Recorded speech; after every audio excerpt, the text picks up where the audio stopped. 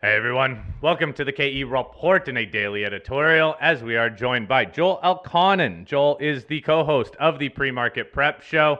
You can check out the PreMarket Prep website as I'll link to it in the show notes. We always talk to Joel about what's moving markets, some of the momentum trades he sees out there, and anything on the radar for next week. And next week is going to be a big earnings week for big tech.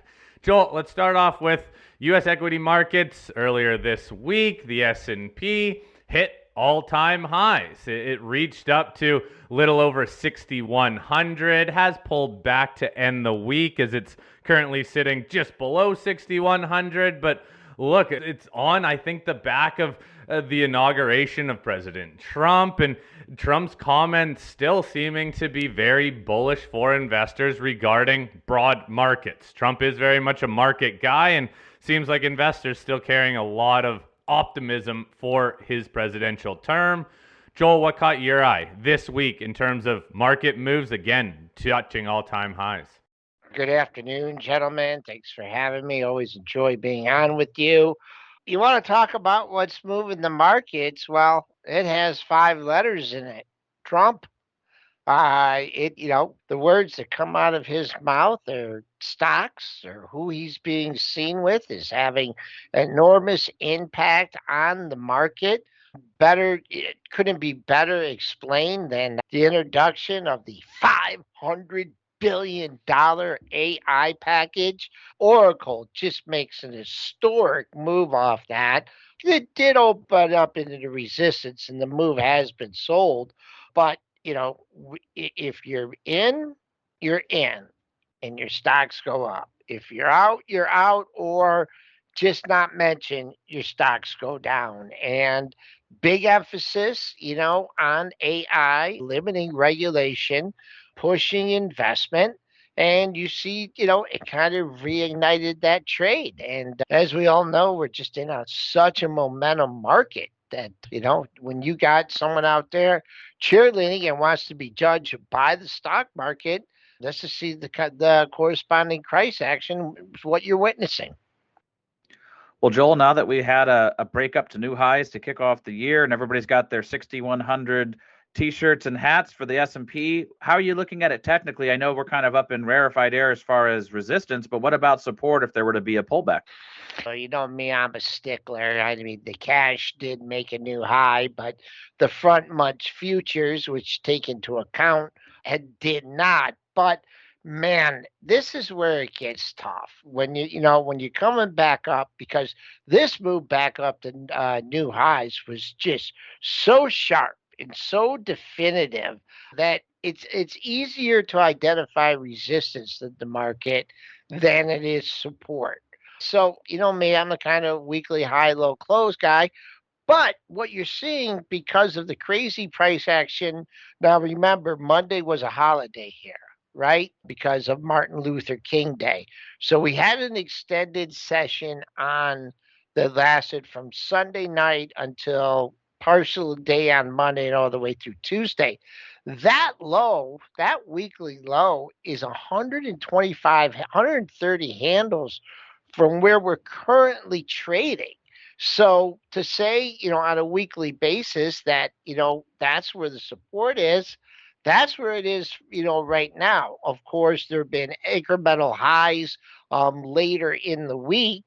So I'll be using those daily highs. But, if the flip switches and it goes back, to some kind of negative catalyst, I'm really not comfortable giving you guys an exact level to say, yeah, the bulls are going to step up here.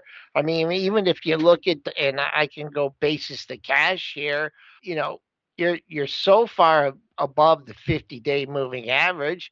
That's almost, that's about over 100 points down from here. There are some daily lows in between that. But I don't think I think it would be tough on any kind of sharp pullback. I think you would just have to wait for, a little bit of, a couple lows in the same area. But right now, support is much more difficult to identify than resistance.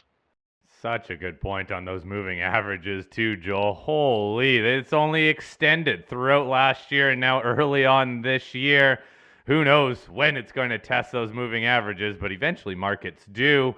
But this whole narrative, the AI spending bill, even what we were talking about off mic, quantum computing coming back on the headlines a lot. To me, this all just screams big tech. If you want exposure to these sectors, yes, you can buy these smaller stocks or you can buy big tech. It seems like, I guess, a no-brainer. Famous last words there, but if you want exposure to these sectors that are in favor, just go big tech. Yeah, well, we've talked about that before. In a rising interest rate environment, tech has plenty of cash, right? And they're not as dependent on interest rates. And then, if interest rates, start to, go down or hold steady, these stocks are, seem to, move along with the rest of the market. So Nvidia's been in a very interesting trading range. Now they're due to report later in the quarter. But you've developed a nice trading range in that. But as I said, if you're looking for the big tech and you're looking for the turn, well, you're going to have all your catalysts next week to determine, whether it's 6,200, 6,300. But I thought, this is a very confusing market. I thought it'd be much more of a choppy trading range. And if that's going to hold true, then right here, you're looking at the top of the trading range. Well, Joel, as you mentioned, next week's a huge week for tech earnings and looking back at Q4, but also getting that 2025 guidance. Which ones do you have on your radar? And do you think it's going to be one of those weeks that really moves the needle? Oh, yeah. On Wednesday, you got Tesla, Microsoft, and Meta. And then on Thursday, you have Apple and Amazon, right? So you have 5 of the Magnificent Seven all reporting. If you want to talk about, some negativity in the market with tech, and if you're going with the leader, you've had a really big down move in Apple here. Apple has not participated in this rally at all. It was actually a lot of downgrades. It's like they're not selling iPhones anymore. That stock went from 260 down to 220. That peaked in December at 260.10 earlier in the week off the Jeffries downgrade. It went to 219.38. That is just a major move here. So, the street is the analysts have definitely turned negative on Apple. So that will be the one, if they come in with the miss. I mean, they seem to always beat, but it's like if the beat's not good enough, then that would be the one I'd be the most concerned about. Just technically, Microsoft is just kind of wallowed. I mean, it made its all-time high way back in July and revisited that area in December.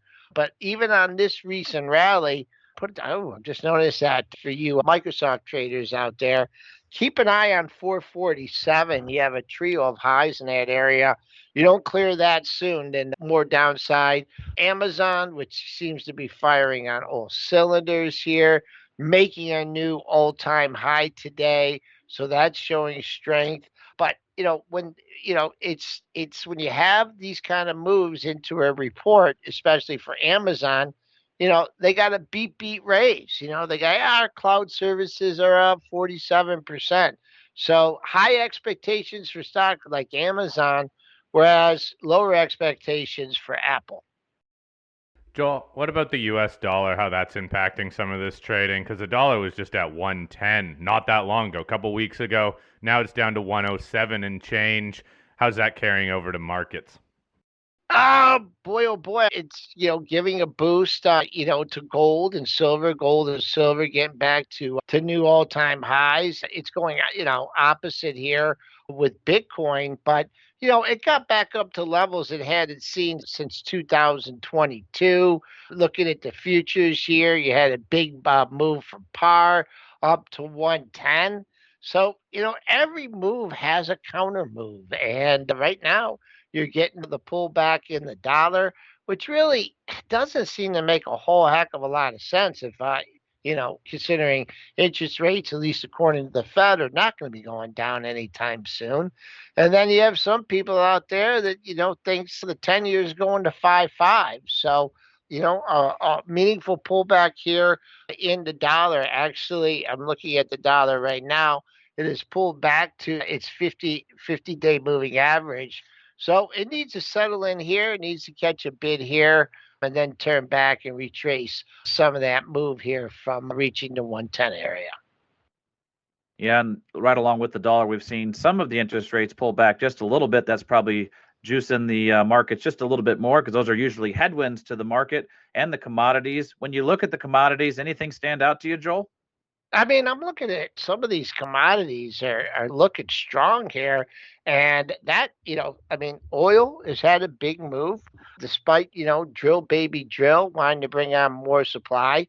That's not good. That's not good for a lot of stocks. It's not great for airlines. So had a big move in oil. I looked at something, like live cattle that made a new all-time high. So a lot of the commodities are telling you here inflation's not dead. There's a lot of the input costs from these stocks that make up the goods. They're not going down. I think sugar has made a nice move, coffee. So the commodities are telling you everything's not fine. Like I said, that PPI number was very, very confusing, and I think the market got a little bit too optimistic with the results of that. So we'll just have to wait another month to see what the next inflation data reads. But we're going to get a ton of information, a ton of fundamental information before we get that number. Joel, we also have a lot of central bank meetings next week too, including the Fed. Any impact that we're going to see next week outside of all the earnings reports into central banks? I mean, just I think to me the one I primarily follow, is us, and he really tempered the expectations on lower rates for the amount of interest rates cuts this year. I don't think he's going to do a reverse on that from meeting to meeting. And one thing you can, whether you're disappointed or you approve of the actions by Jerome Powell, I mean, he said what he said and, followed through on it. You can point to, the miscue with, inflation being transitory coming out of the pandemic. But I think that were very, very unusual circumstances. So, if you look, and also you just got to remember that, with commodities and with prices and food prices and stuff, they go up a lot faster than they come down. So they're going to stay elevated for longer, even though you're seeing, the PPI, these numbers. I just think that 2% goal is farther away than people think. Well, Joel, one other sector I got to ask you about is your favorite sector, the cryptocurrencies, Bitcoin. I know that you look at it from just a technical basis. You see Bitcoin popping up to 107 today to end the week. Any thoughts? I mean, Trump. I mean, he's behind it. And, just like you mentioned, the other stocks, the technology stocks and, creating a agency to explore digital assets. I mean, that's all you really need to say. It's had a pullback up. He does a call with the president from El Salvador yesterday, and as you know, El Salvador has went heavy into the crypto. So unless he turns his back on it or regulators force him to turn their back on it, the path of least resistance is higher. What I don't like though is, what if you want to talk about things that are symptomatic of a top, a meme coin, of him and Melania, he's going to definitely catch some scrutiny for that. So if you want to talk about excess and a bubble and, perhaps a good contrarian indicator, perhaps you can use that.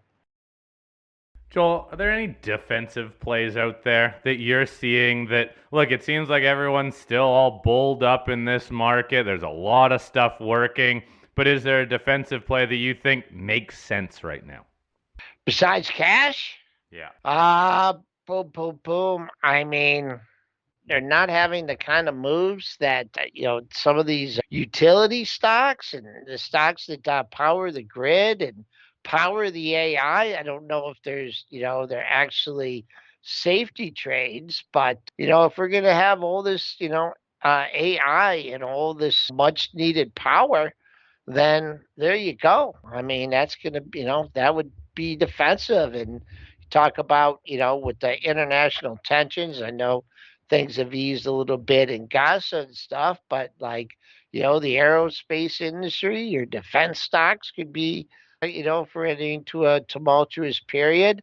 But, right now, if you want to get defensive, and you can use the cash market and not try and, be a contrarian, go into some of these weak value stocks that have yet to find a bottom.